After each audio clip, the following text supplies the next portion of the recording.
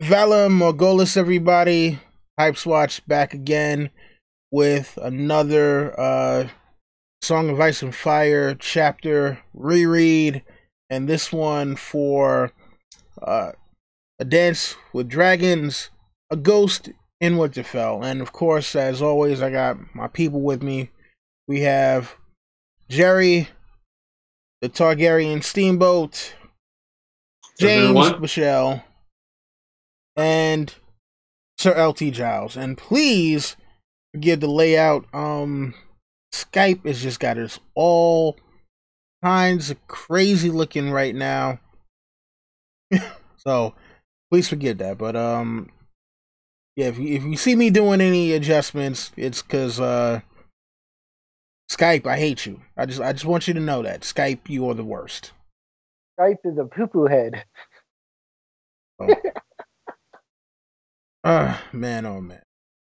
Alright, Jerry, you wanna take this away while I attempt to make us look like we're not totally mad here? Yeah, so in case you didn't notice at the title, the chapter we're doing this week is or this month is the Ghost of Winterfell.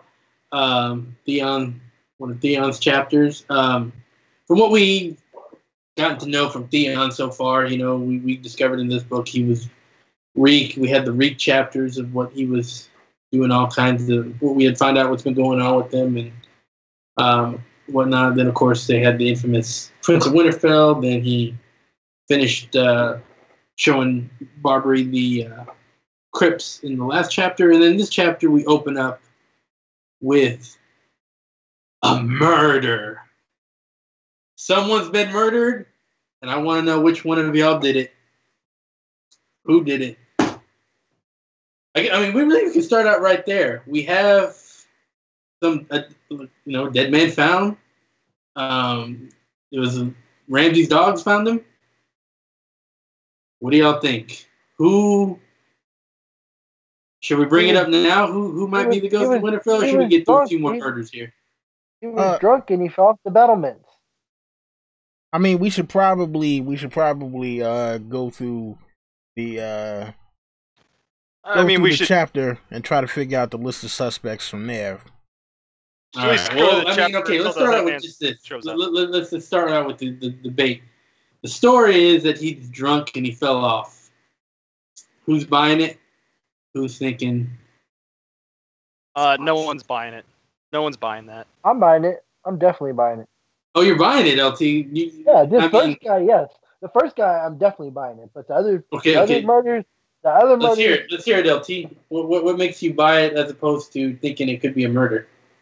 Because I'm assuming he fell. And okay, my thing is, and I know I'm jumping ahead, but I think when Theon sees the hooded man, whoever the hooded man is, I think that's the first time he's there. I don't think he was there at this time. That's my personal opinion. Well, I mean, Theon himself brings it up. He says, "Why would he of this guy gone up the stairs in the up the icy battlements to the top to take a piss when he could have just went out down in the bottom area or just the normal area of Winterfell and just go outside and take a piss? Like, why would he go all the way up just to take a piss?" And when you're drunk, you do stupid shit. I don't think he was there at this time. So you think it was just drunken stupidity that this guy's just like, guys, gotta take a piss. Let me. Oh, so much better up there. It's very confusing. It is. It could be either or. It could be what it is, or it could be whoever we think is the murderer. Mm-hmm. Could be either one. It's the hooded man. Could be. I think it's a murder. I think someone kind of buried. Even though there is a lot of snow coming down, they said he wouldn't have been found if it wasn't for Ramsay's dogs digging him up. So I'm thinking he might have had a little bit of snow shoveled on him on top of what fell down throughout the night.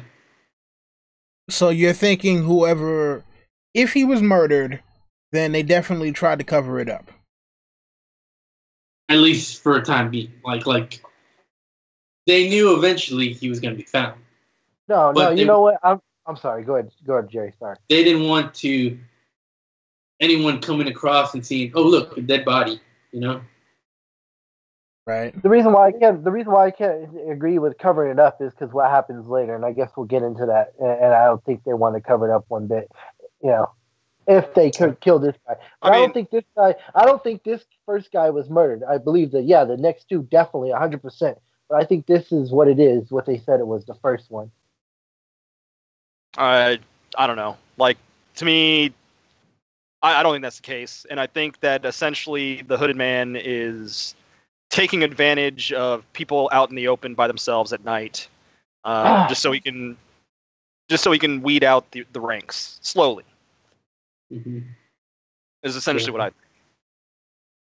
Well, anyway, so we move on to that. I mean, we're just kind of introduced to what the situation's going on. There's a huge storm. They expect Stannis forces to come out and attack them.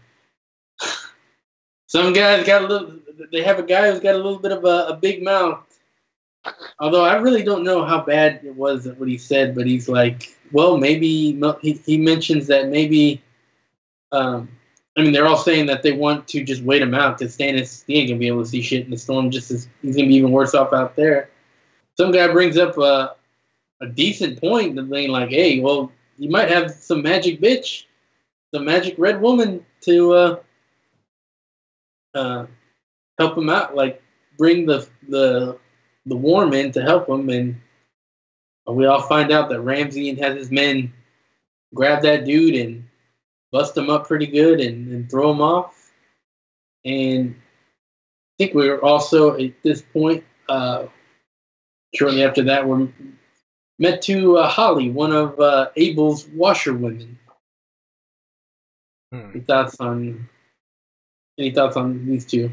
Well, the part before that, the guy who said something rather inane and getting thrown off the battlements. I think it serves 2 points. One, it's to show dissension among the Bolton ranks, for the Battle of Ice. To show dissension, even though they kind of have the upper hand. We're seeing cracks in their, and we're seeing weakness inside. And obviously, we also know that Wyman Manderly is also kind of an inside man. And but yeah, so I think part of that was to show the discord among their troops, and also, even though we don't really need to see how much of an asshole Ramsay is, it just further shows that Ramsay it doesn't take much to tick him off, and he'll kill you for the smallest thing. So I think that was the point of that, just to show those two things. Yeah. What do you think about Holly and her trying to seduce Theon here and trying to get her to take down to the crypts? Well, I mean, obviously we know that she's part of Abel's band, who of course we know who Abel is.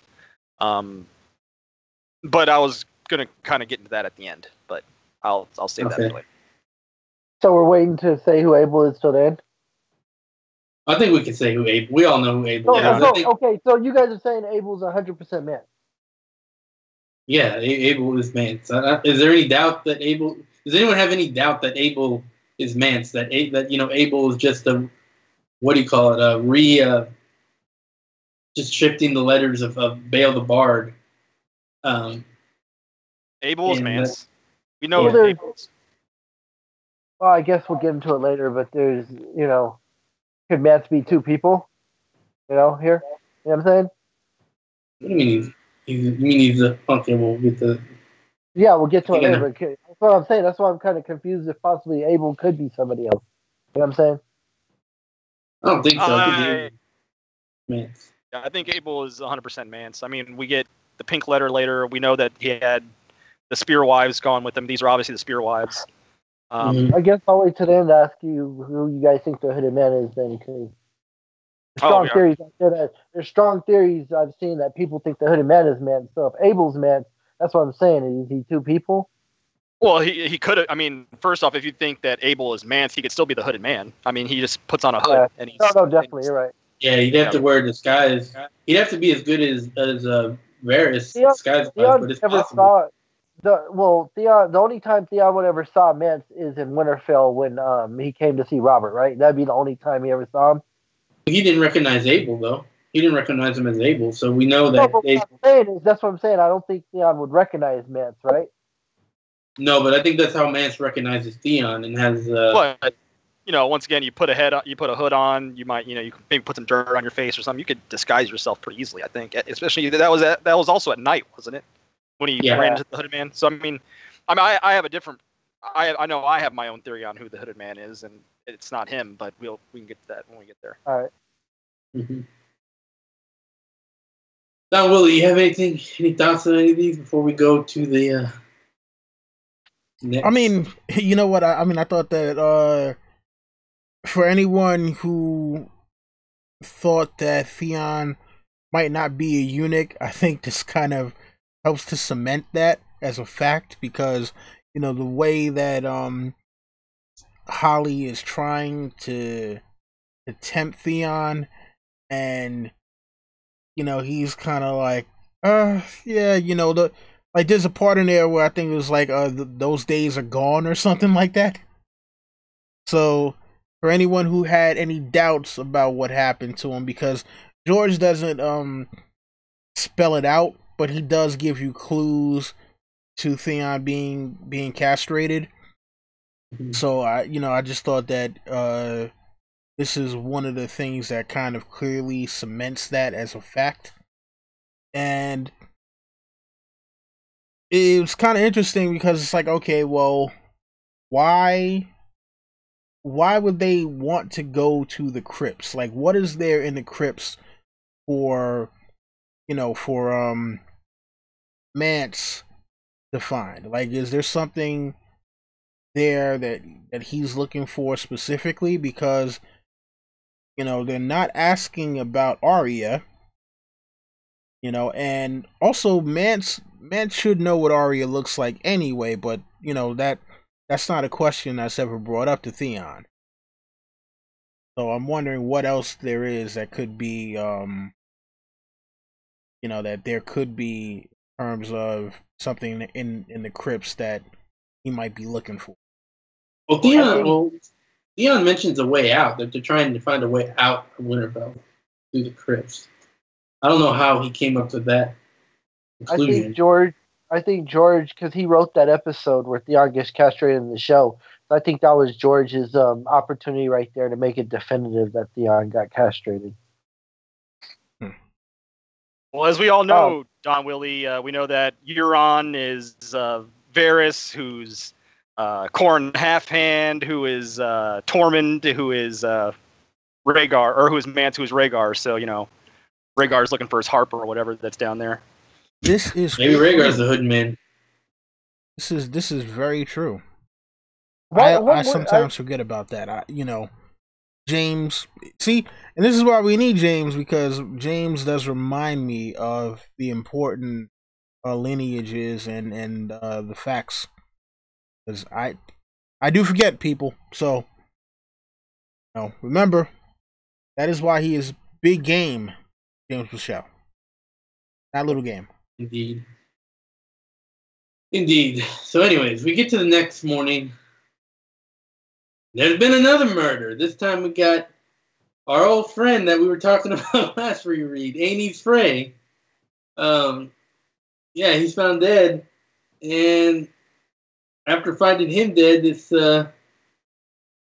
leads to Hosteen getting a wee bit salty, as Don Willie would put it, about a murder of one of his own people.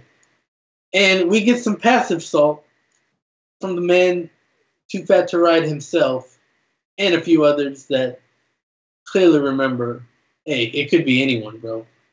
The North remembers. Just a quick thing. It wasn't Aenys Frey that died here. It was a squire. That was a squire. Dang it. That's my bad. Yeah. I got confused with that because then later in the chapter they mentioned him, and it's like he didn't die. That's right. It was a squire. But they're still pissed off about it, and they're still salty. But salt must be spread. The salt must be spread, and you know, the Freys tried to throw some salt in, and then, Dustin and Manderly, they throw their own salt right back at it. Which I think goes on to show exactly what James was mentioned. There's a little bit of dissension here among Ramsay's troops. Well, yeah. There's not much analysis there. It's just showing discord. There's no respect. There's no respect out of any of these guys for the Boltons. I mean, they mention it later in this chapter how they're all been loyal to the Starks for thousands of years, and then they mention how it was Crowfood Umber that they said if you didn't hold the Great John, he'd rip your entrails out. It's like that just shows. And Jerry, you mentioned this before, the power of a hostage. Yeah. Yeah. It's funny though, Wyman Manderly kind of came out of nowhere with with his kind of quips. They're like, hey, nah, man, look, we brought your son back. He's like, no. Tywin Lannister brought my son back safe and sound. You guys brought some bones. All right? Tywin Lannister is someone I respect. You guys, on the other hand, not so much. How long do y'all think Manderly's been waiting to say that to? Oh, forever. But what surprises me is because he says God, like, I can't remember the exact words, like kind of like God rest his soul, Tywin. I wonder why they don't mention, the imp killed him or nothing. You would think they would, but I guess it wasn't essential to what was going on. But yeah, you guys, that you guys see here how much of a boss Wyman Manderly is, but then you remember on the show they made him back down to a little 10-year-old girl. So. That's not my Wyman Manderly. Yeah, well, that's better left unmentioned. So, anyways, Theon, I think he thinks back a little bit about the missing swords. Wait, hold on. Sorry, got a little head. Yeah, so like James said, there's no real needing of any analysis there. So then we go to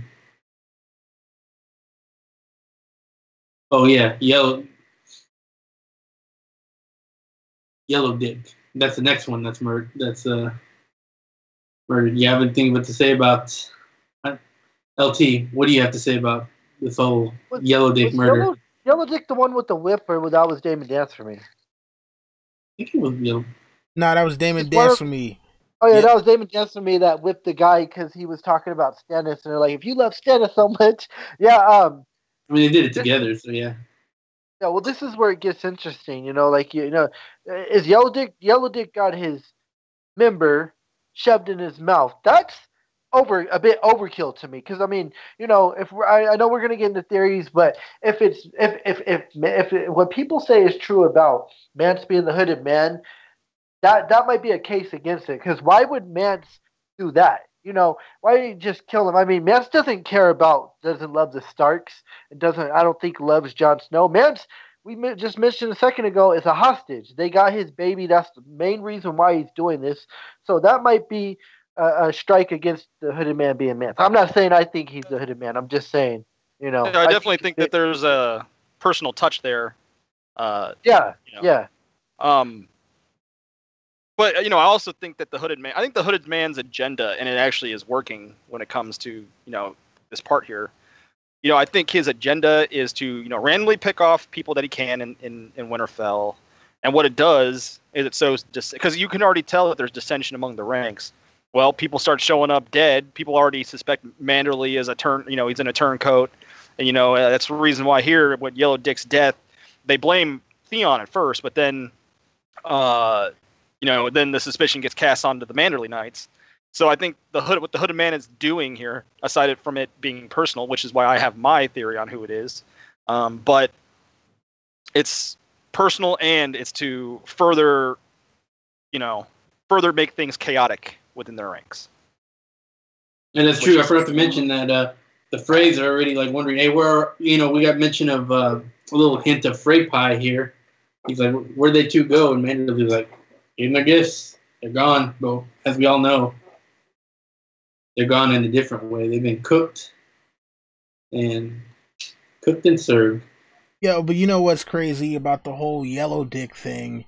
Uh, um, yeah, listen, being here in New York, growing up as a product of the 1980s, hear about all kinds of uh crazy stories involving uh drug wars and people getting mutilated, and there have been a few stories of people getting killed with their dicks shoved in their mouths. And so when I when I read that, I was like, yo, okay, George has been watching too many true crime stories or something like that. Because I mean, that, like, other than that, I've never even heard of it anyplace else. So Well, I think George got that from Vietnam because George is against Vietnam, and it was, remember, that was actually done to our soldiers by the Vietnamese in the Vietnam War a lot. It was actually common, so oh I think wow, George might have got it. I Yeah. never know that. You just Oh, gave me another wrinkle yeah. in the brain. It was actually done a lot in Vietnam, but could have happened from crime stories. I'm not sure. Maybe that might also be the main reason he named him Yellow Dick, because he didn't wanted to put some Vietnam hints in there. Well, I mean, these people as readers, good riddance, right? I mean, the first one is a Frey, the second one is one of the bastard boys, so he got what he deserved. I don't know. Squire might not be. I mean, there's been good Frey Squires. I don't really know too much about Annie's Frey Squire to say. He might have been an all right dude. Annie's Frey is not an all right dude, but we know the Squire might be okay. Yeah. I mean, what about Oliver Frey? He was a Squire. Yeah, He but was an all right dude. he's one of the few all right Freys. Well, that's what I'm saying. There are some, so there might, we don't know if this guy's not. How many Freys are there? And the only two Freys I could think are three Freys. Well, she's a Lannister, but Joanna Lannister, which is kind of a Frey. Cleo's Frey, who seemed like a decent guy, and Oliver. That's three out of like so many. There's Freys. a few more good Freys too. Stefan Frey was pretty good.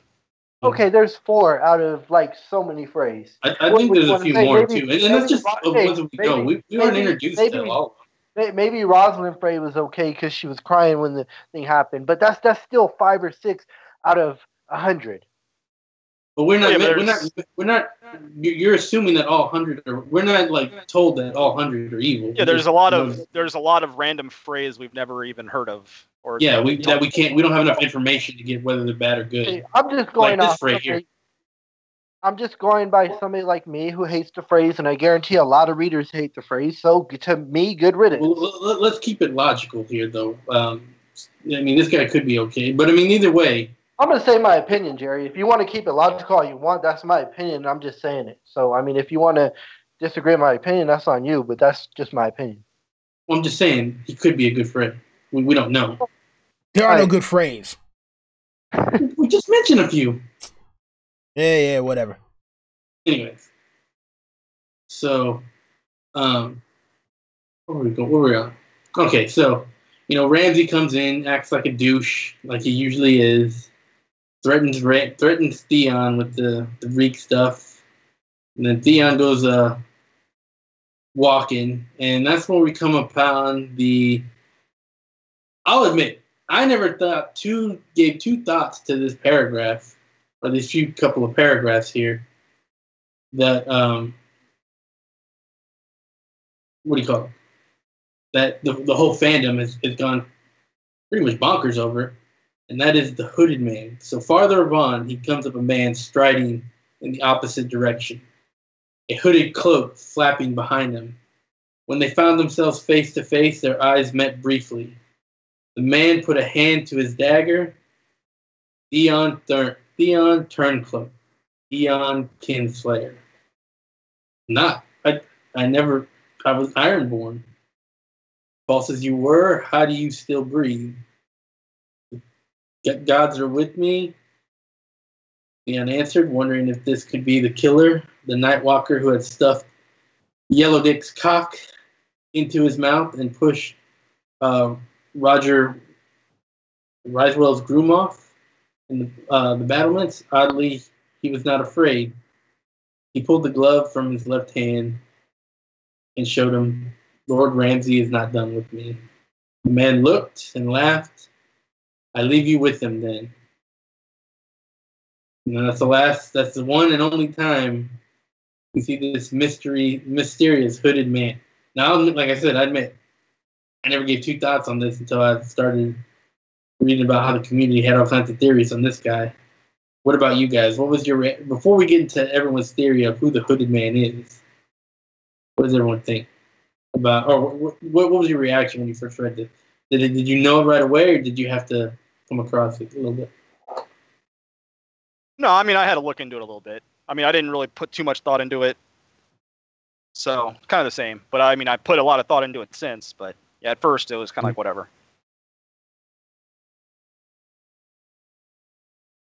Anyone else? Yeah, obviously at first when you come across the hooded man thing, it's not, it's kind of readily apparent. It's one of those things that you kind of it's one of those things where it's like, okay, he's here for some reason. Why isn't he named? And you're going through the whole thing, and you're kind of mental Rolodex of, okay, this person has been killed, this person has been killed, this person has been killed, and then this guy shows up. Why is he not named? And that's the big thing. It's like, okay, so especially when you get further through, it's like, okay, he's obviously the killer, but who is he? But we'll get into that later. All right, well, let's start off. LT, who's the hooded man? Okay, so there's so many people the hooded man could be. You got the Umbers, could be somebody from the Umbers, could be somebody from the Mandalese, it could be somebody somebody from the, I mean, even Lady Dustin, who who knows? I mean, she comes off as she hates the Starks, but she says the North remembers. So, and there's history there. It's just so many. It could be somebody from any of them. And I've heard all kinds of theories. Like I said, as Mance, that's how JD believes is Howland Reed. I just think it's got to be a Northerner.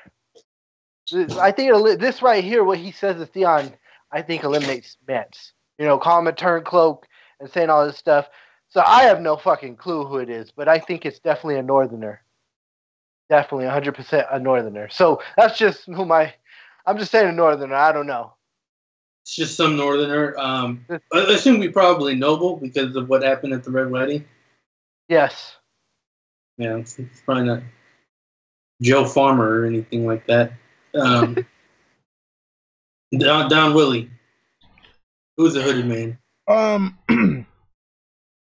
I mean, it's obviously someone that knows Theon, but Theon seems to not really know him, which is the crazy thing. And I'm seeing people, right now in the chat talk about like the theory of it being the Blackfish, but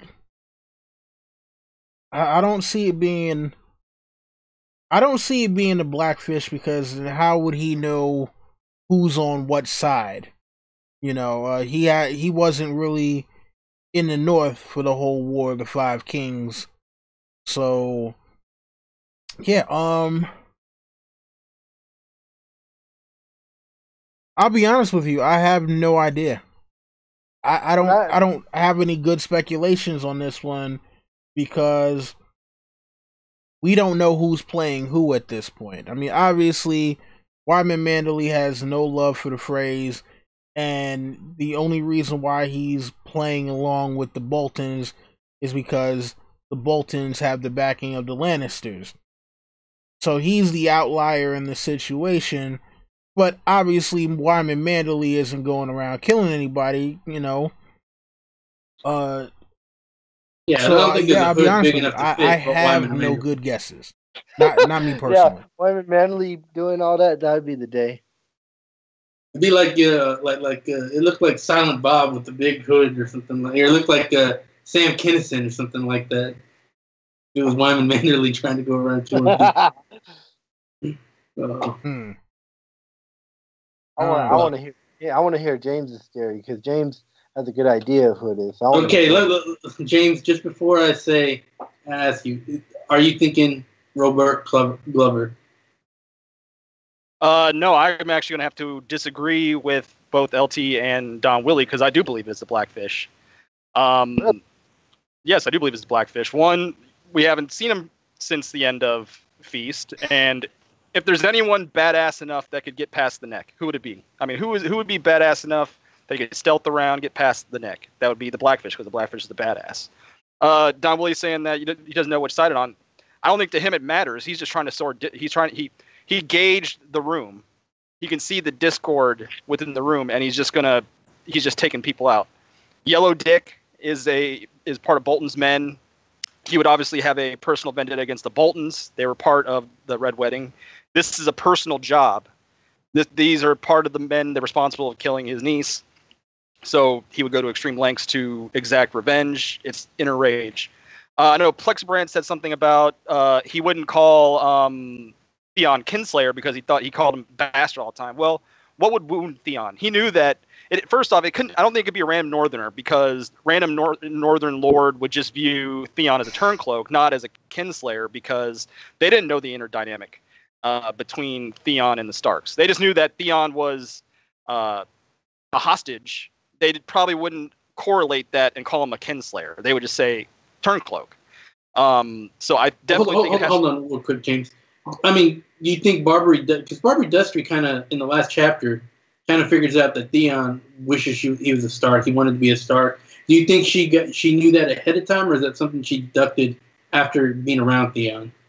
I think deducted after being around Theon, but regardless, like it could, maybe it's Dustin, but I don't think you could say that it's random Northern Lord though, because someone else couldn't deduce that without being around Theon. It couldn't just be some random Northern Lord gauging the situation. It would have to be someone specific, and I think the reason why it'd be Blackfish, because contrary to what the show, Blackfish sat on those early war councils with Theon and Robb, so he knows the camaraderie, and yeah, maybe he didn't have to, he doesn't view Theon, or he called Theon bastard or whatever, but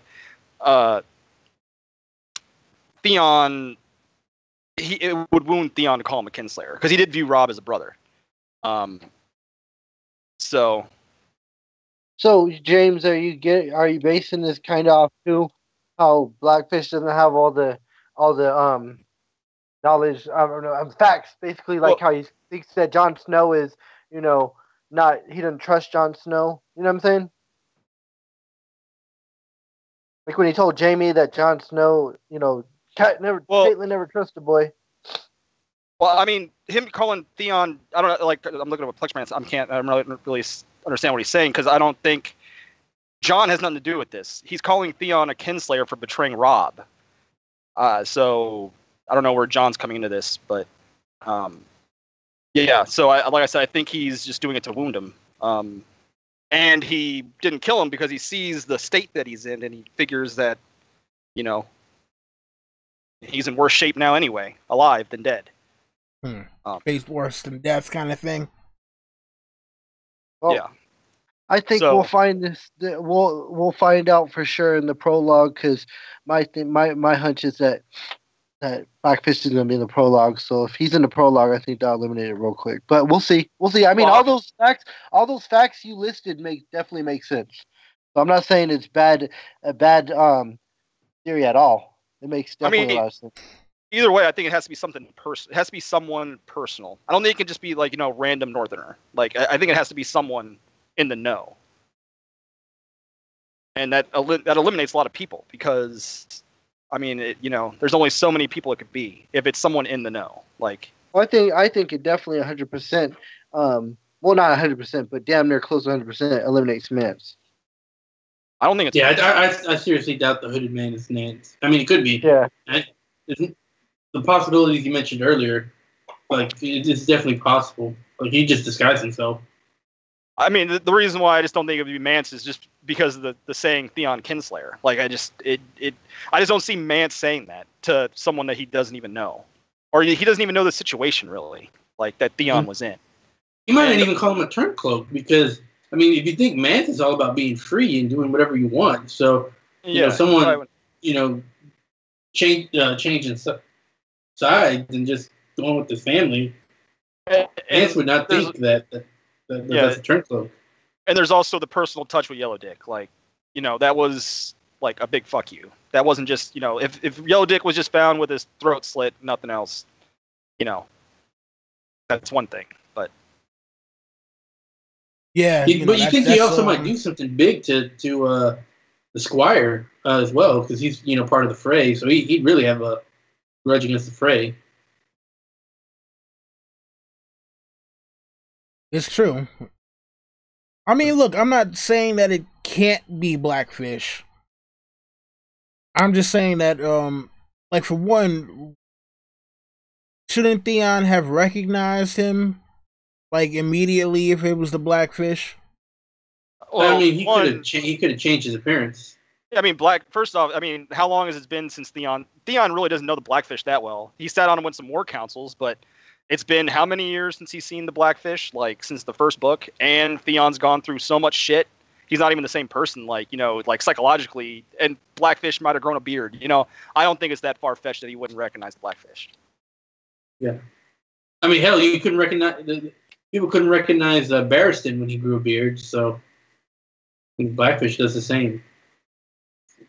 Especially in the weather, the night conditions and weather conditions that they're in, easily you can go undetected. I mean, it's possible. All right, Jerry, did you give your thoughts on who you think the Hooded Man is? I got a confession, guy. I'm the Hooded Man. Bum bum bum. Okay.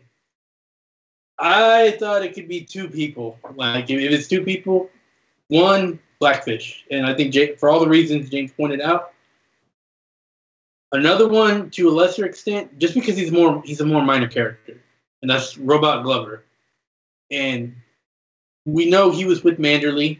So, when Davos came. So, and we know he's grateful for Stannis for taking out Asha at Deepwood Maw. So we know he said he's going to join Stannis to help him out.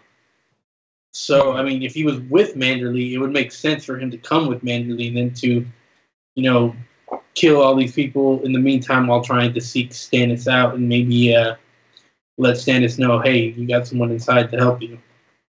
So the Hood Man could easily be Robot Glover. I mean, he's a more minor character than the Blackfish, so it doesn't quite have the quite a literary impact, but it would still have an impact. He is a Northern man from a Northern house, so it kind of fit what LT was saying as well. What do y'all guys think about Glover being the Hooded Man? I mean, well, I know that's one of LT's favorite characters, so.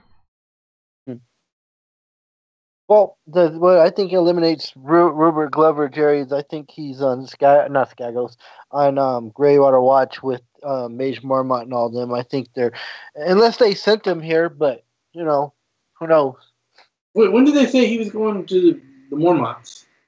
Well, that's what I miss. A lot of people have guessed because Rob sent them with all the fake wills, and they saw after the Red Wedding, they where are they going to go? You know what I'm saying? That's probably the only. Well, I mean, after we know he winds up in White Harbor for that. Oh yeah, he's there. I'm thinking of Galbert. I'm thinking of Galbert. My bad. Sorry. Okay. No, I'm thinking the brother, Robot. Yeah. Robert, or how do you say his name? Robert. It's Robert, I believe. Robert. I thought it was Robet. Robet. Yeah. Yeah, something like that. I don't know, but you know what? we have some tinfoil here in the chat. from Ion Trone. Got a couple of tinfoil theories right here. First one, Hooded Man is the ghost of Ned Stark. We giving a yay or nay to that one? I mean, have we seen any ghosts in it? Like, is he like Is Ned Stark coming back like Obi-Wan? I mean, look, the chapter is called "A Ghost in Winterfell." Yeah, the ghost of Winterfell. I think the Hooded Man is Varys in mermaid form. I mean, well, another tinfoil.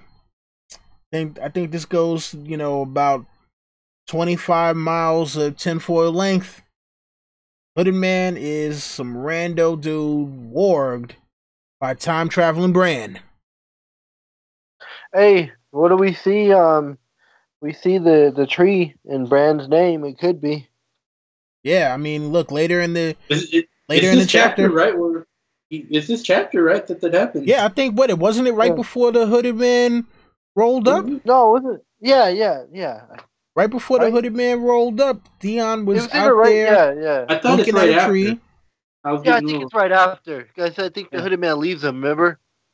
Yeah, and then he goes there. Well, who comes to see him then? Because somebody sees him while he's looking at the tree. That's one of Ramsay's men that takes him to yeah, it's Roose, Damon. Right? Dance for me. Yeah. Okay. He says, "Who are you talking to?" Right, and he sees Bran's face in the tree. Was that before? I thought it was right after this. But that's what I'm saying, and I've been saying this before. They mention it. They say that Theon is he thought of them as brothers, and you know what? Even in like the sample chapter, you hear Bran saying Theon. It's like I think Bran has some love for him, man. That's they grew up together, man. I mean, and he said he never wanted to harm them. He's just being a baby back bitch, and the great words of James all throughout a Clash of Kings at the end there. Yeah.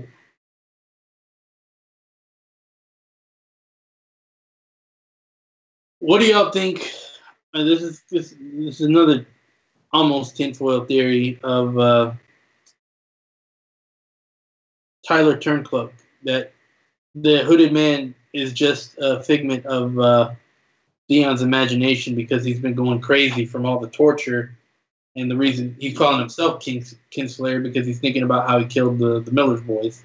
Well, I'll tell you what eliminates that is when, right after this, when Theon gets there, man, they take off his fucking gloves and you see his hands and he can barely hold a knife, Well, see, this is what I said when I read when you reread this, the more you reread it, it's so confusing because is George trying to make us think he's not the killer by doing this right here? Maybe. Well, let's stop 1 second. We don't know for sure that the Hooded Man and the killer are one and the same. It could be two separate people. Well, I was just to rebut what LT just said there about not thinking that Theon could do it just because he was so meek with his hands. But remember in Fight Club that Edward Norton was Brad Pitt, and Brad Pitt was a completely different person than he was. Brad Pitt was suave, able to coerce a bunch of people to do under his will, where Edward Norton's character was meek and weak. So, I mean, it's one of those things where, like, psychologically, Theon, yeah, he couldn't do shit. But I'm not saying that this is even, I don't really believe this, but I'm just saying, like, you can see it where if Theon, they could do it where Theon is, like, the Hooded Man's the Brad Pitt persona, and it just completely changed, like, physiologically changes him. Like, remember, like, in Split, when the other, when the Beast or whatever took over, like, it physiologically changed, not to that extent, obviously, because it's still grounded in reality in this world for the most part. But I'm just saying, like, maybe if this was true and he was in the Hooded Man persona, like, he was able to grasp the dagger. Rush. Yeah, like, he would be able to do everything. So could the Hooded, if that's true, could the Hooded Man be guilt? He's saying those things to himself. If that's true. Oh yeah, that's where the whole theory comes from. I mean, yeah, and it's almost like even another example. Harvey Dent being Two-Face. Before he got the acid poured on him or whatever, he you see it in the cartoon, especially where he goes back and forth where one moment he's Harvey Dent and he's cool, and then he flips and becomes a totally different person. So there is that possibility. Well, another thing I think a line here that points to the possibility of the Hood Man being a figment of his imagination is that he says, oddly, he wasn't afraid. So you would think a badass like if it's a Robot Glover or Blackfish, that they would just intimidate. Because I'm skipping ahead a little bit, but when he meets Roose Bolton, he's frightened of Roose Bolton. He's not like okay with him. He's still frightened, but for some reason he's not frightened by the Hooded Man. I mean, like I said, I don't think it's the most far-fetched thing in the world. And obviously, I believe the Hooded Man is someone personal because of the whole Theon kinslaying touch, etc., the anger. And who would be more personal than Theon himself? Obviously, that'd be the most personal. He himself would call himself a kinslayer because, one, I don't even think it has anything to do with the Miller boys if he calls himself a kinslayer. I think it has more the fact to do that he viewed Robb as a brother and he fucked him. So yeah, he would feel guilty and call himself a kinslayer over that. So I mean, I don't think it's the most far-fetched thing in the world I've ever heard. And I think he's been, regretting what he did ever since Clash of Kings. When he sees everybody in the fucking hall and he sees, all the dead people. But fuck, what was I gonna say real quick? Okay, it will come back to me. Sorry. Huh? Well. Oh yeah. That's right. That's what I was saying. Sorry. So, I don't think he fears Roose. I think it's Ramsay. Because look, what did he say later? He goes, "All I wanted is a good death with a sword in my hand. Roose would give me that, but not Ramsay." So I mean, but then again, like I was gonna mention this, dude. Like the way Roy does his voice just goes so well with fucking the depictions. If you look up Roose Bolton and you look up the fan art of him, he looks like a freaking vampire and he looks so freaky. And then remember back in the first book when Robb is a little intimidated by him, and everybody says he has this soft voice. He doesn't even raise his voice, Okay, well, let's skip to that real quick to where he meets. Right, I'm gonna have to disagree if you're saying he's not afraid of him, I think when he's not afraid of him. I agree. He's not afraid of him to the extent of he is of Ramsay. Ramsay is the one who fears by far the most, but he's definitely extremely meek and intimidated by Roose Bolton when they tell him to take off his glove. When Dustin, he's very sure to tell him my lord, my lord, my lord. Like he's very on point with that, and he's like, I walk. He's even afraid of Dustin. He's like, please, no, please, no lady. I asked him. So, I mean, really, I think Theon's kind of afraid of everybody. Yeah, at this point, except for the Hooded Man for some reason. Tyler Durden. Okay, so what did you? Oh, sorry. I was gonna say, you go for it, Elton. You got something to say? That's why I said this chapter is so confusing because, he's scared, but then later in the chapter, he's like, all that could matter to him is a good death with a sword in his hand. So obviously, because he thinks that Stannis coming, the drums, he thinks the Stannis coming, and he's like a good death. And it's like if he's willing to pick up a sword and fight to death, how scared really is he? Well, no, he is so scared that death is. He's at the point where death is an escape from the fear. That's how. Oh yeah, because he mentions when he says that Jon Snow took a. Where does he get that Jon Snow took common cause? I don't think. Why does he think that Jon is with Stannis? Because if somebody says Stannis could have 100,000 men, that's exaggerated a little bit. Well, because they were together at the wall. They only get. They don't get the information we get in the books. They only get the realm thinks that Jon's with Stannis, but we know he's not. Yeah. And yeah. Okay. But do you guys think that Jon would definitely behead Theon? No. Well, maybe. I don't know. He might. I think he. It just depends on what mood he's in. I think Jon. If he's in the mood where he ran off and left the night, I think he would. do it. It just depends on his mood. Yeah, we'll see if post emo samurai John will behead Theon. Yeah. Post stabbing. So what did y'all think about this whole little Roose Bolton, Lady Dustin thing of interrogating Theon, see if he could be the one?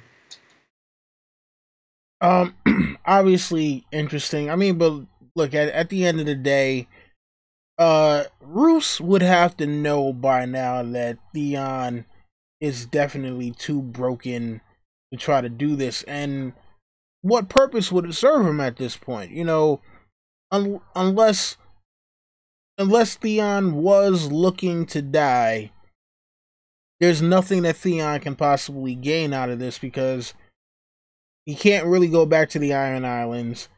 There's no one around that trusts him. So, I mean, I think Roose is smart enough to know, like, now if there happens to be a Tyler Durden situation, then obviously Roose wouldn't be aware of that part of it. But, you know, Theon, the broken man standing before him, it's like, yeah, this is kind of a formality. But maybe he might think, okay, well, Theon may not have done this, but maybe Theon has seen something, or maybe he's heard something. So, you know, let me try to see if I can get some information out of him. But I think it's way more of a formality than anything. I think they had a reason to suspect Theon, but I don't know if they knew the severity of the torture that Ramsay had done. And once he came up and showed, they're like, oh fuck, yeah, there's no way this motherfucker has done anything. He is gone. But yeah, anything to add, James or LT? No, I don't really have anything to add on that part.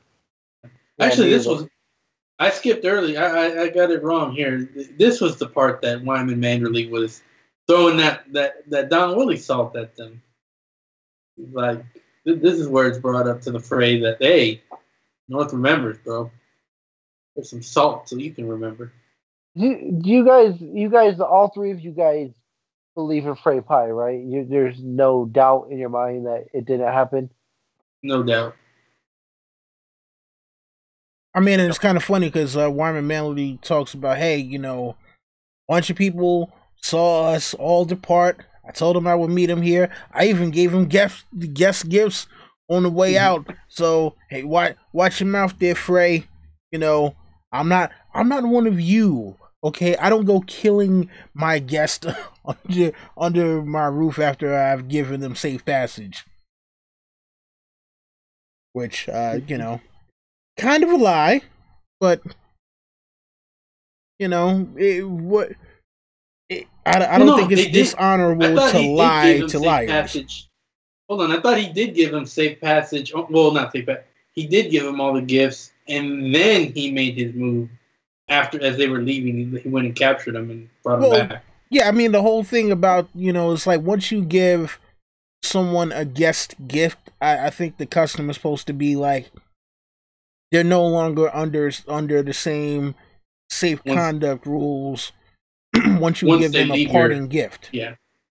Yeah. Well, and then once they parted, he went and got them. My mind is fuzzy. Like, if you guys could refer me back, is it definitively said that Frey Pie happened, or is it just assumptions and people are guessing that it happened? I can't remember. It's a theory. It's just a theory. So, like, it's not 100% proven. But well, according to Pissamid Sand in the chat, he said George confirmed Frey Pie. Okay. So George confirmed it in there. I mean, at least in the text of the books, it wasn't confirmed. But yeah. I mean, because like I always, you know, of course, if you're a Stark fan, you love Frey Pie, you know. But it's like, yeah, if they said that George, you know, confirmed it, then cool, it's true.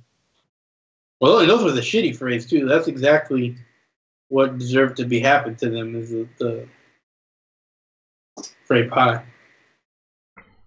So, And that's like the perfect And then- revenge.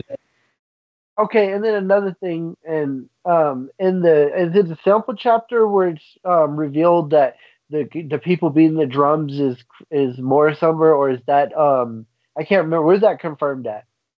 Yeah, that's the sample chapter. Okay.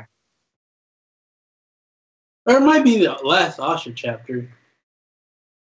Too. I can't remember which one it is. It's one of those.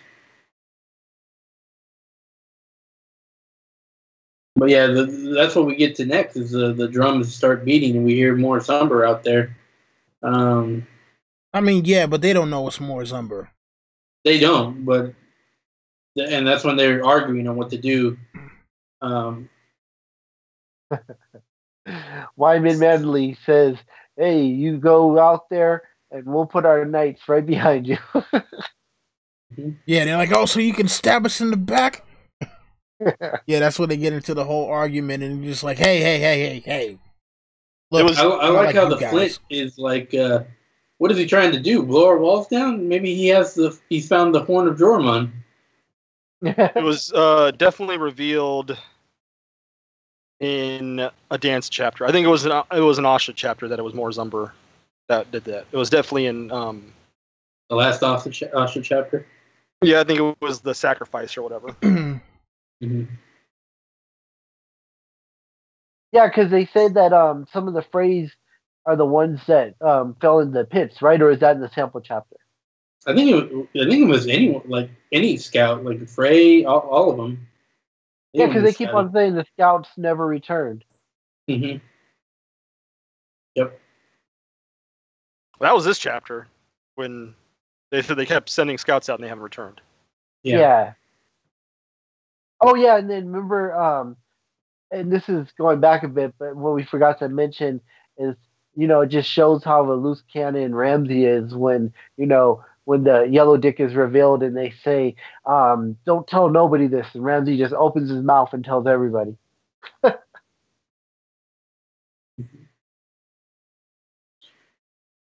And then that's when, then this is also when Theon, LT brought it up earlier, Theon thinks about like going out and having a suicide thing and getting himself killed just so he can escape through death, which just goes to show how far this man's really fallen.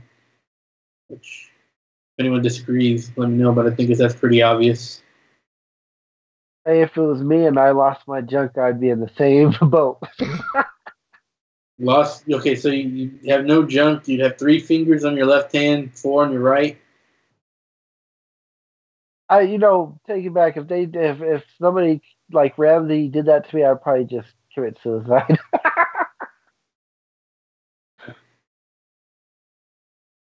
And that's when he goes. That's when he goes to the weirwood trees, right? He's like, "Let me die," and he's like, "That's when he's." Oh, here he is. He says, "The old gods," he thought, "they know me. They know my name. I was Theon of House Greyjoy. I was a ward of Eddard Stark, a friend and brother to his there you go, brother to his children, like James was saying. Please," he fell to his knees. "A sword is all I ask. Let me die as Theon, not as Reek." Tears trickled down his cheek, impossibly warm. "I was Ironborn, a son of Pike of the Iron Islands. A leaf drifted down from above, brushed his brow, and landed in a pool. It floated on water, red, 5-fingered, like a bloody hand. Bran," the tree murmured. "They know things. The gods know. They saw what I did. And for that strange moment, it seems as if it were Bran's face carved into the pale trunk of a weirwood tree, staring down at him with red eyes and wise and sad. Bran's ghost," he thought. But that was madness. Why should Bran want to haunt him? He's fond of the boy. He'd never done any harm to him. It was not Bran's fault. It was not Bran we killed, not Rickon. It was the miller's sons from the mill. And that's before he gets, and then he gets interrupted by Spearwise, which we'll talk about in a minute. But let's talk about this. So, what do y'all think about this? I mean, There we go. We got Theon himself saying in the prayer that he was kin to the Starks. Bran heard it through the tree. Bran is the hooded man, time traveling Bran, hooded man. No, I'm just kidding. I don't believe that. I mean, that I know you're kidding. But that actually points to that possibility. I don't really believe that, but that is interesting. But no, I mean, obviously, you know that Bran's watching. Yeah. Bran is exploring his powers during this time, and we're seeing the extent of it. So it's interesting. It's a cool touch that we get Bran here. Like that's pretty cool. And does the red eye staring at him mean that that it's not just Bran looking at him? It's both Bran and Bloodraven. I definitely think that's probably the case. Yeah, definitely. And I mean, because in Melisandre's vision, remember, she sees them both. Yeah. Similar. And obviously, we also see, some of the morose nature of Theon here in this prayer. Like, we know that he's racked with guilt and the way he feels. And I struggle with Theon because, obviously his actions were pretty shitty. But I also, I know that what kind of situation he was in. He was in a detrimental position, trying to. He couldn't appease everybody. He couldn't appease his own father. He couldn't appease his other family. Obviously, he knows in his mind that he made the wrong decision. So, I kind of sympathize with Theon. I don't. Some people hate him for what he did, and don't believe he's redeemable. Well, I mean, if you look at Westerosi customs, Theon didn't really do that bad. He never should. Like, if his dad is saying we're not going to be part of the Starks, then he owes the Starks no loyalty because he's of House Greyjoy. That's I mean, obviously, what when people look at Theon, they're viewing it from the lens of the fact that they like the Starks. Yeah, that's and they know. Yeah, and they know Westerosi lens. Yeah, and they know that that Balon's a piece of shit. So obviously they're, that's why I can see it from both lenses, and I do think that's why I struggle with Theon, because I want to, I do kind of, and obviously he's been through a shit ton, and hopefully we can see like that redemption. Like I'd love to see that full on redemption with Theon, and I hope we. I was going to say real quick, LT, you're pretty much hating Theon because he wasn't maybe one of the strongest characters in the series. He was just a normal. He's just a guy. He's just an average Westerosi noble. Okay. Well, remember, Theon's a teenager just like Robb. Weren't they like the same age?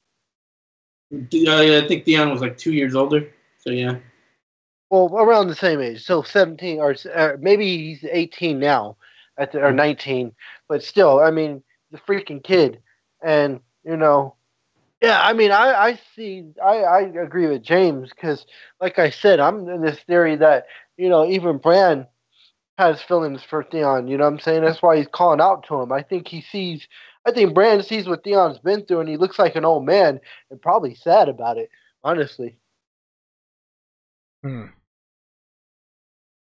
Yeah, I mean, it's talking about the show. The show very clearly pointed out, LT, that Bran has no emotions.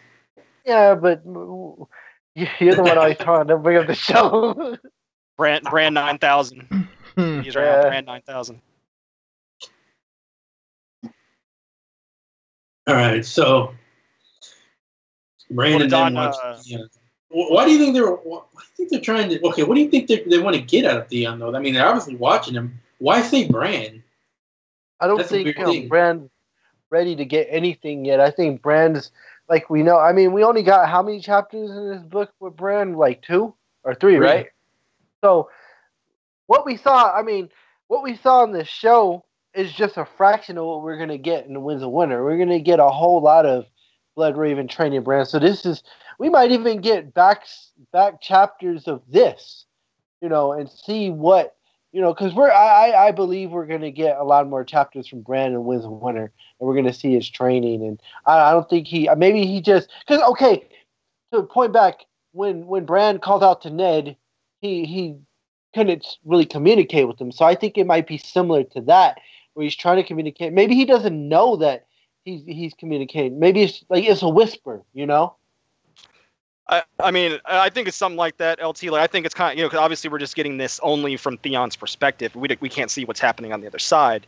This could be one of those things where, Bran's like saying, "Hey, it's me, Theon. It's Bran." It's something like that. And the only thing that's coming through is Bran because he doesn't have full control yet. He doesn't have that mastery of his powers. So it might be something like that. Yeah, that makes sense. That was the last sentence. It's me, Bran. I was like, why would you say his name Bran? Like, okay, but if you're saying like it's me, Bran, then yeah, that would work. And to Theon, this is like a crazy moment. I mean, it's just like I said. He feels that was his family, and to even think of seeing Bran, it probably makes him happy to know that possibly Bran's alive. Everybody thought he was dead. I mean, he knows he's not dead, but he doesn't know he's not dead. He's been out there in the wilderness for all this time until he got to the cave. All right. So, Don Willie, what were you going to say about Theon? Since we ended up getting your thoughts. Shit, what was I going to say about Theon? No, I was really going to talk about Bran. I think because like you guys said, we only got 3 Bran chapters. And so, yeah, it would be very interesting to see if we get to see some of the stuff that he has done, him interacting with people, because this is an interaction. You get the one from earlier when Jon sees the acorn turn into a fully grown tree from A Storm of Swords.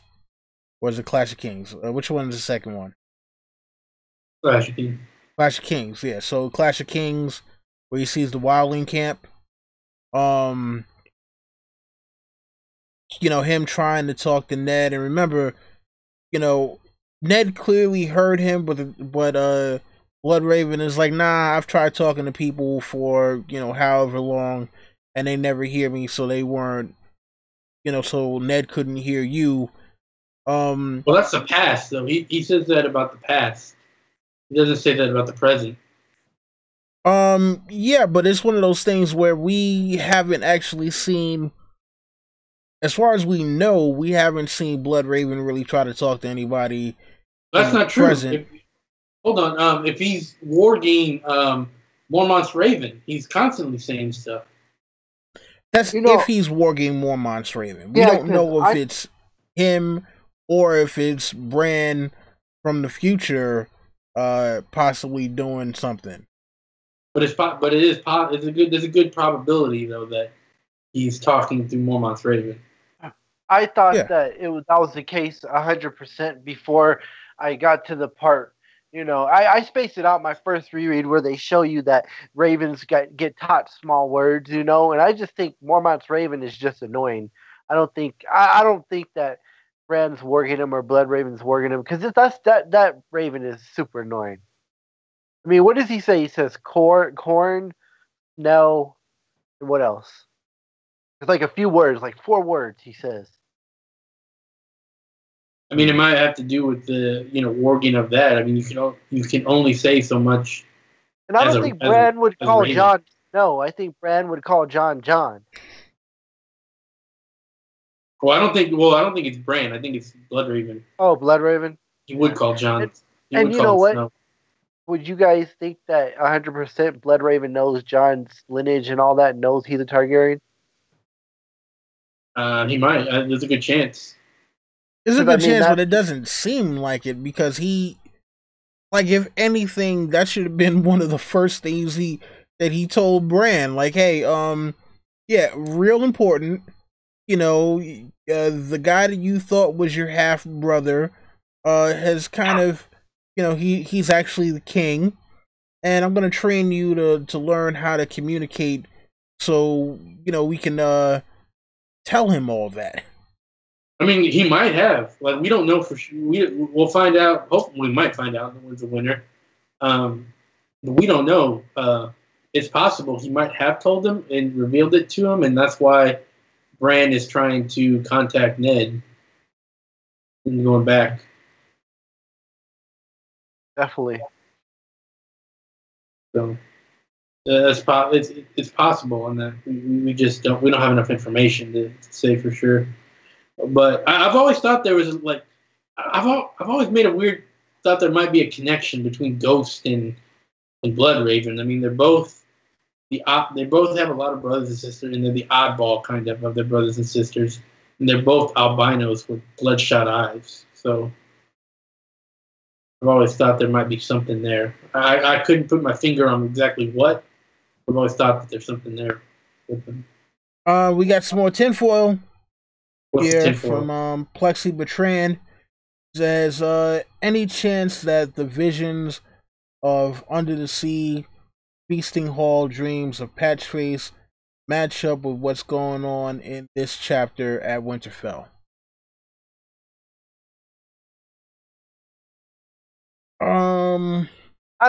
Wait. Okay, are they saying is Patchface gonna come to Winterfell or no? No. Him with the dreaming whole, of Winterfell. You know, him talking about Under the Sea. You know, the feasting and all, feasting on like crab soup or whatever may have you. I don't know. It's the Patchface stuff gets so it's so steeped in mystery that it's really hard to put together foresight as to what it might be, like what he might be talking about, because until some major event happens, like I think Patchface like is all about the major event. So, you know, like with the Red Wedding, and I'm trying to think what else has Patchface predicted that has already come true. But like the Red Wedding was a major event, and I'm not sure what's happening right now is a major event. So it's obvious that Patchface talking about the feast under the sea with the crab soup was Dick Crab talking about the Swishers. I mean, listen, it's interesting. We'll have to see. I mean, because yeah, there is the whole thing with Stannis possibly trying to drown the Bolton forces. You know, having a battle on the frozen lake. So that could relate to what Patchface is talking about with certain things. It's just so hard to tell because it sounds like rambling. We know it's not rambling, but it's until we get something major, it's going to be hard to really look back and pinpoint, oh, this is the thing that he was talking about. So, I mean, this could be part of it, but until we get the Winds of Winter, I don't think we're ever going to be able to fully put it together. I think that Melisandre is kind of, I mean, I'm not saying this is 100% true, but maybe she's kind of somewhat a fraud, and she's jealous of Patchface because he's getting more predictions right than her. Yeah, it seems like it. I mean, I don't know if that's the case. I generally do think that Melisandre, in her mind, is doing what's right. And I mean, I think she's the embodiment of utilitarianism, is what I think she is. I mean, ultimately, she's the ends justify the means. I think her end goal is noble. And I do think the fact that, the fact that she thinks that there's a darkness around Patchface is interesting. But are we good? I think we're kind of getting off the rails, aren't we? Like that's yeah. Well, we were doing what do you call it, chat questions on that. But let's get back to the chapter here. So we get to the final part of the chapter here, where the again Holly comes back, but this time with another, or actually Holly and Rowan come back, and they bring a third. So we got half of the washerwomen, we're calling them here. Again, trying to get Theon to take him to the crypts, turn him to their side. And this is the part that Don Willie was talking about, where they might have confirmed that this line confirms that Theon's jump is gone, where they say Rowan grabs him, says, "You have two heads, don't you?" And he thinks to himself, "They do not understand," and just grinches free. So Yeah, and he's like, that time is long gone. What they're thinking is gonna entice me isn't gonna work anymore. And I feel bad for him. I don't know if I'd be able to move on. Oh man, they needed Bill Murray right here at this moment when he's like, "Yes, Theon, they do not understand. This man has no dick." We were talking about why Mance/Abel would want to take. There's all these theories that he wants to take something down there. I mean, what if it's just as simple as they want to go someplace where they know they're not going to be hurt? Like to hide, right? Yeah, like they know they won't be hurt in the crypts.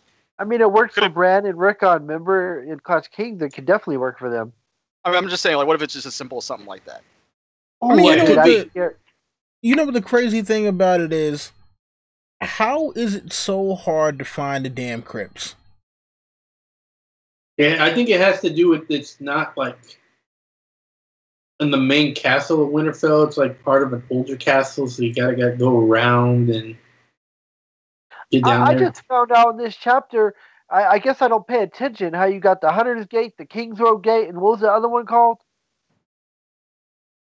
What is the other one called? I forget. There's like 3 of them. Yeah, Winterfell is a lot bigger in the books than in the freaking show.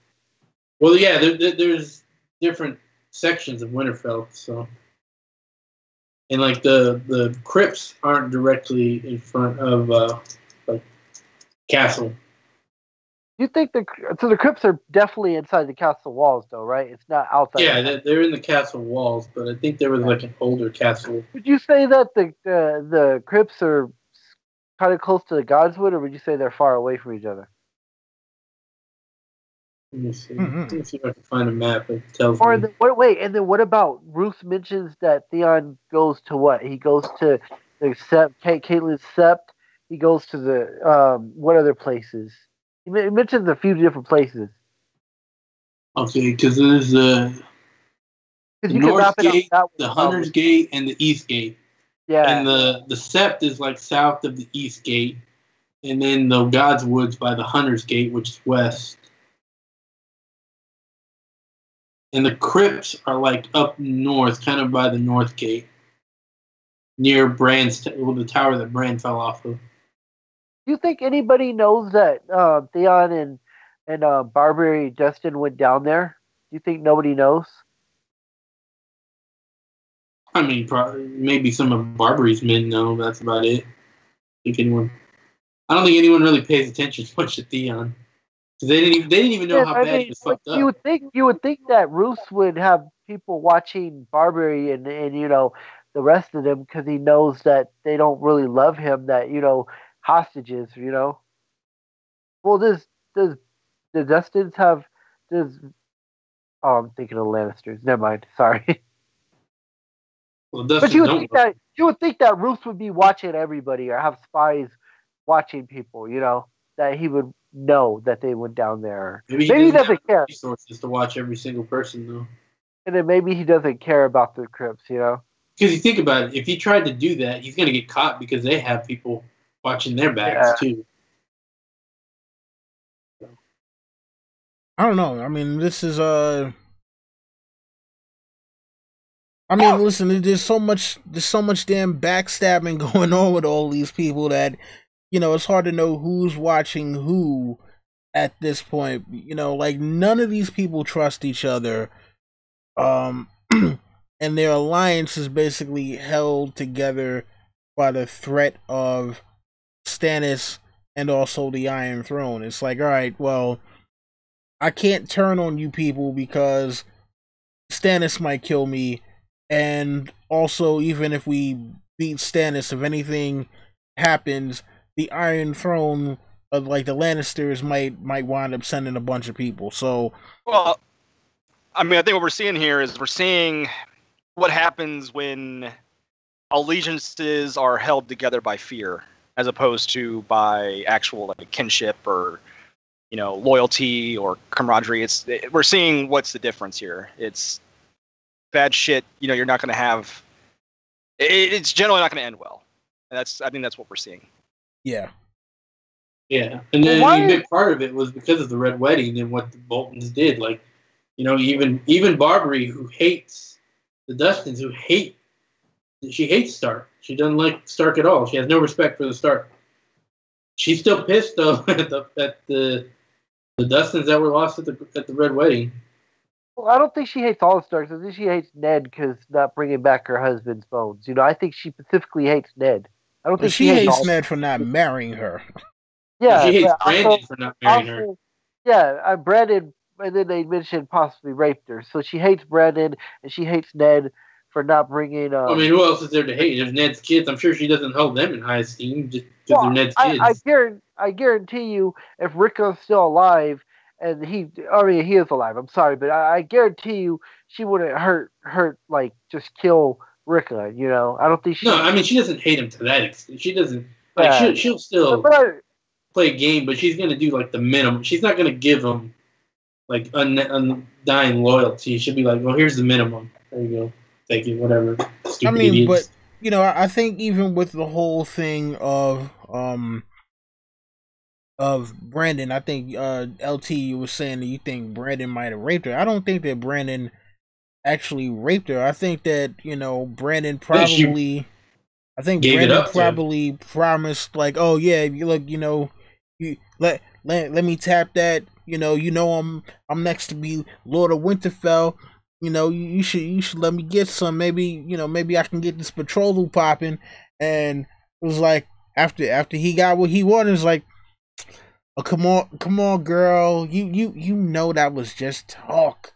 You know what it is. Brandon took what he wants. Took it. Basically, I mean. Well, yeah, but you could say that. You could still say that in Don Willie's scenario. Like he's like he promised that. Yeah, let's get together because we're gonna get married anyways. So you're gonna be Lady Stark. And then once he got what he wanted, he bounced. So in that case, he took what he wanted. Yeah. Okay. So, question I got is. Obviously, Crowfoot Umber is staying in line because they hold the Great John. But why is Moore's Umber not staying in line and risking the Great John by helping Stannis? I don't know. Maybe he doesn't. Is there an Umber in with the Boltons? Yeah, there's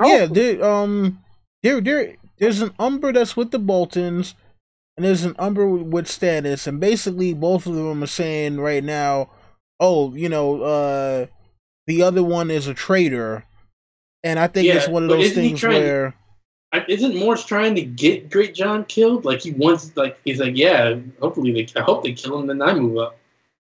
Essentially, Hother Horsebane is the one that's supporting Bolton's, who's the one that wants the Great John saved. Moores says he wants the skull. He wants the skull of Mance Raider is what Moores wants. He agrees to serve. Because all the Umbers hate the Wild League. I think it's one of those things where they're playing both sides against the middle, and at some point, it's like, all right, whoever is winning the battle, they're gonna be like, oh yeah, see, look, we always had this plan. So it's like if Stannis is losing, they'll turn on Stannis. If the Boltons are losing, they'll turn on the Boltons. And it'll just be a thing of, see, we meant to do this the whole time. I had a spy in your camp. Or I had a spy in their camp or whatever. So, I think it's just a thing of them possibly playing both sides against the middle. You guys, so I'm confused here. Okay, we got Crowfoot Umber who's with the Boltons. Then we got Moore's Umber, and then Horsebane. Which one is Horsebane? Or are they the same? No, Crowfoot is Moore's Umber. Is the one with Stannis. Okay. And Horsebane is the one with. Okay. is the one that's sided with the Boltons, and I think it's because, and I mean, a reason why Moore's may be siding with Stannis is because, you know, he is older than Hother, so if something were to happen to Great John, I mean, I think he becomes like the Umber Patriarch. Yeah. Because that's what I think. That's what I was saying. I think he wants Great John to get executed so he could be bumped up. Now, just real quick, and I don't want to get too far off the subject, but when Jaime orders all the hostages to be taken to the crown, that's Great John and all the other hostages that were at the Red Wedding, right? Yeah, I believe so. Like all the because they wanted to keep all the heirs alive that they could. Yeah, you know, they're trying to keep the houses in line, you know, rebel against us and we'll kill your lord kind of thing.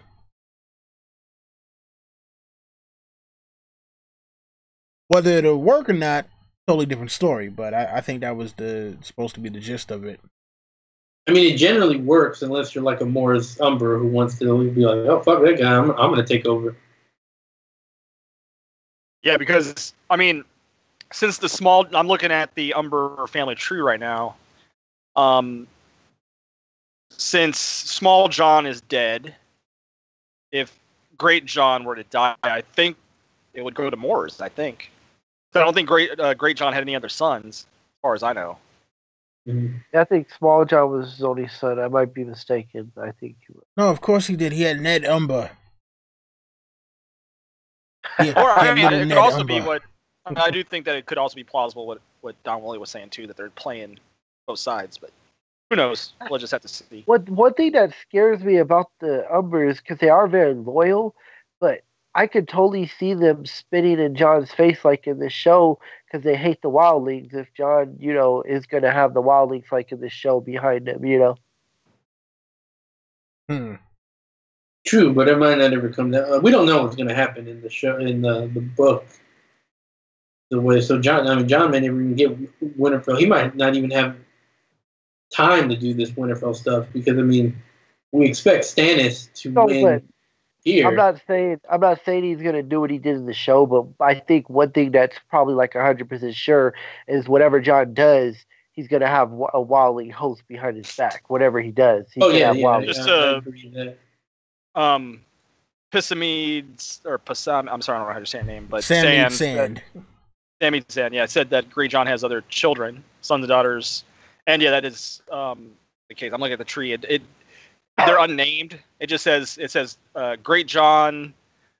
His wife is unknown. Small John, and then it says sons and at least 2 daughters. So he does have other children. So who knows? Like it's maybe they are playing both sides. I don't know. Yeah, but Morris could jump in front of the daughters pretty easily. That's I wouldn't say the daughters. They mentioned like in the beginning of this chapter when Theon closes the door or he's going in the hall or wherever they were. But you mentioned how the horses were scared of the flames, and do you think the same thing goes on in Stannis' camp, that the horses were afraid of the flames too? I think all horses are afraid of flames, aren't they? Yeah, because they're saying that the flames was doing more harm than good. I think that's because more of like the wind, because remember they had some horses that were in the stables and horses that were outside. The horses that were in the stables, they're undercover. They don't have to really worry about the cold, whereas like the horses that are outside, they're building these fires by them. The wind comes, was kind of whipping near the horses, and the horses wind up getting scared of that. Yeah. So, and I'm pretty sure Stannis hasn't built any stables, or maybe he has, but I would imagine if he has any horses that are kept outside, and especially with the way that they're talking about the snow has been, they're like, you can't see more than 3 feet in front of you with as much snow as there is. So yeah, Stannis might be having some issues that we're not fully aware of yet, and we won't learn about until at least the Winds of Winter. Real quick, you guys all believe that that Mance wrote the pink letter, or do you guys think Stannis did it? Real quick, you three, I just want to know. I mean, I think it's either one of those two. I'm probably gonna go Mance. So nobody believes Ramsay did it. Basically, I think I'm like one of the few. No, it doesn't match. It doesn't match his MO. Doesn't match the handwriting, and there's a bunch of stuff in there that's like he's making demands. He's making demands that Jon couldn't possibly fulfill anyway. And it's like, well, what would he get out of trying to intimidate the wildling? Like, what does he get out of that? And again, even with the whole thing of the Night's Watch, you're not supposed to attack the Night's Watch. The Night's Watch itself is supposed to be exempt from all of that stuff. And that's part of the reason why, even when Cersei wanted to send people to kill Jon, she had to make that a kind of a covert mission. You couldn't, because to openly attack the Lord Commander of the Night's Watch and to have people, in the realm know about that, they look at you like you're crazy.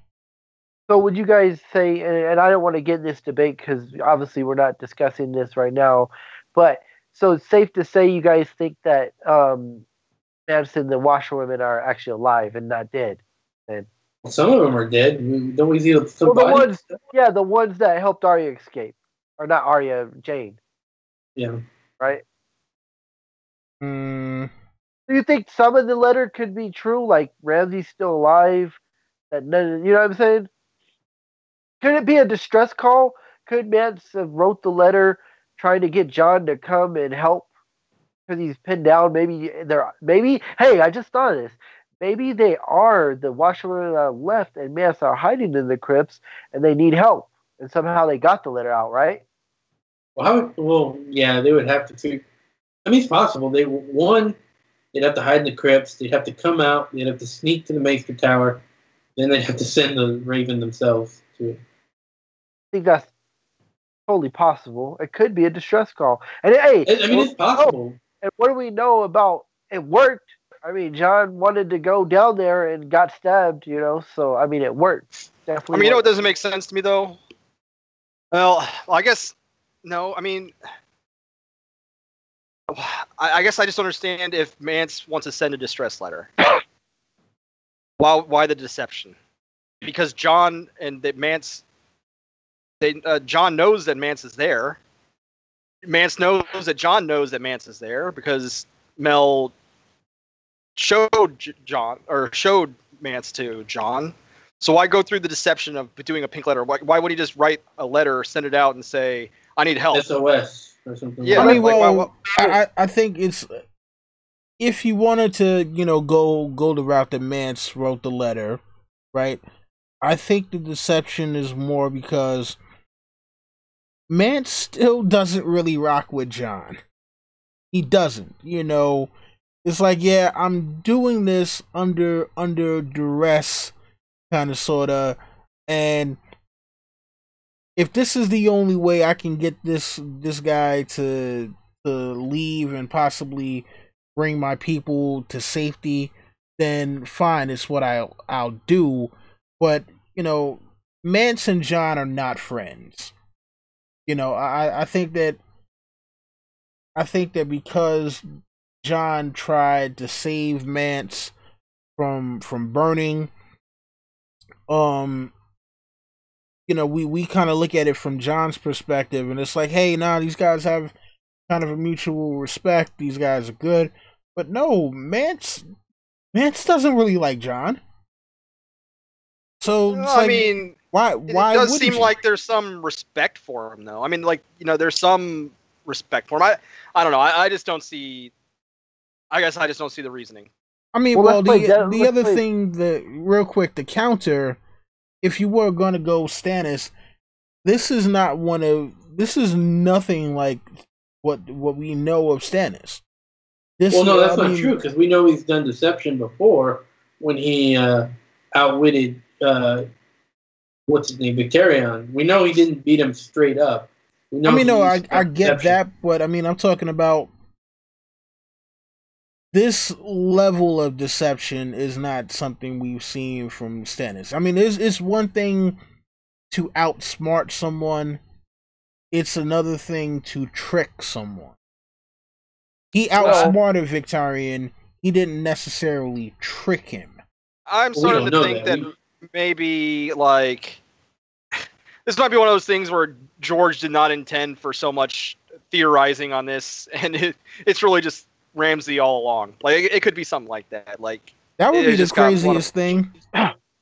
You know, because like out of the theories that I've heard on this,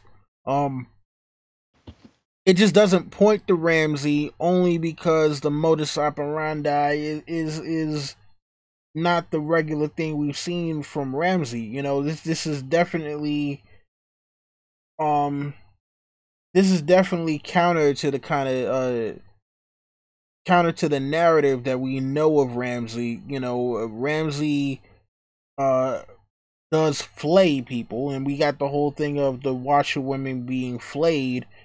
But it's like, okay, well, for one, how would he find out about Mance? Like, how would he find out that this dude is Mance Rayder?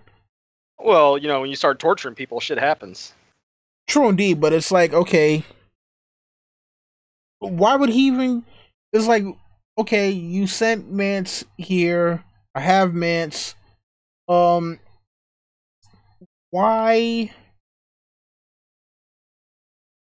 Like, what would be the purpose of keeping Mance alive? It's like, okay, yeah, come down here and get Mance if you dare, kind of thing.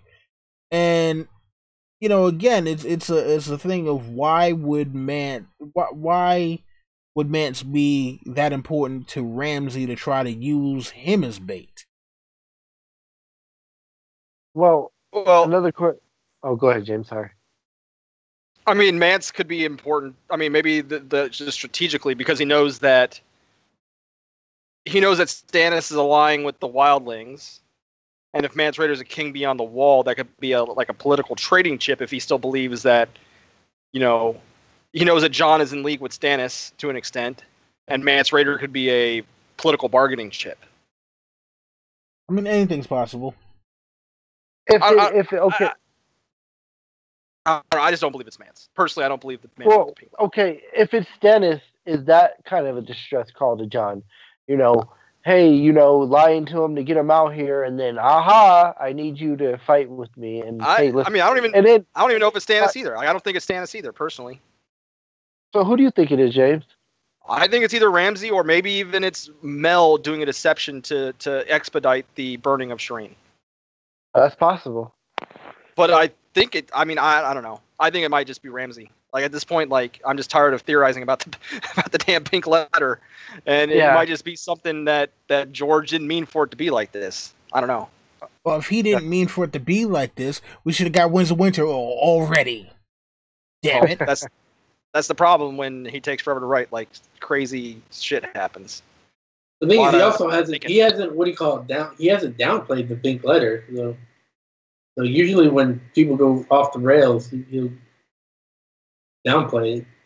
You're like, huh? No, come on, guys. Yeah, like, you know, that wasn't important. What? Snoke's backstory? What's that about? Not important. Pink letter backstory. We don't need anything about that. It's just a letter. Doesn't mean anything. Could the hooded man be Obi-Wan Kenobi? Well, no, Obi-Wan. Well, yeah, he was the ghost, Force Ghost of Winterfell. But then he would have been like sparkling, wouldn't he? Like, I don't know. Theon would have mentioned that. He'd be like, "Holy shit! Did I just get in the Twilight? Why is this man sparkling?" I mean, the one thing I will say, I really don't think it's Stannis for sure. I mean, it could be Mance, I guess. Like, I don't think it's Mance. It could be if he's somehow in a position where he could get the letters out. But the reason why I don't think it's Stannis is because I just don't think Stannis is the type of person that would trick Jon into disavow, you know, to going against his vows. It just doesn't. That to me right there is not Stannis like. Yeah, but what I love, yeah, this letter would be 100% against Stannis's code of honor, and also remember Stannis is, all about Well, yeah. Well, it's not even like him being using deception. It's the fact that he would be tricking Jon into breaking his vows, which we know that Stannis is right. about vows. Stannis would But he order also Jon did to try to break his get John to vows. give up his vows, so it's not like Yeah, no, all Stannis. about vows. Yeah, Stannis is the That's true. dude. That's No, true. no, Stannis is the guy that's just like, I want you to give up being in Night's Watch. It's not, it's not a thing of, hey, you know, yeah, I heard about a Lord Commander once who gave up their vows, and it was, just nominated somebody else and was able to leave the watch. That's not Stannis. Stannis is the dude that just says, look, I got this thing that I need done. I need you to do it because you are such and such, and you fit strategically into my plan. So, since I am king, I am ordering you as your king to give up your vows. I mean, one reason it could be Stannis is that whole little thing where he says, "Even if you hear me dead, come back and do it under Shireen." So he, I think that's a big part of it. It's like he might be he might be thinking, "I'm gonna trick people into thinking I'm dead," kind of thing. And that's why he told him that.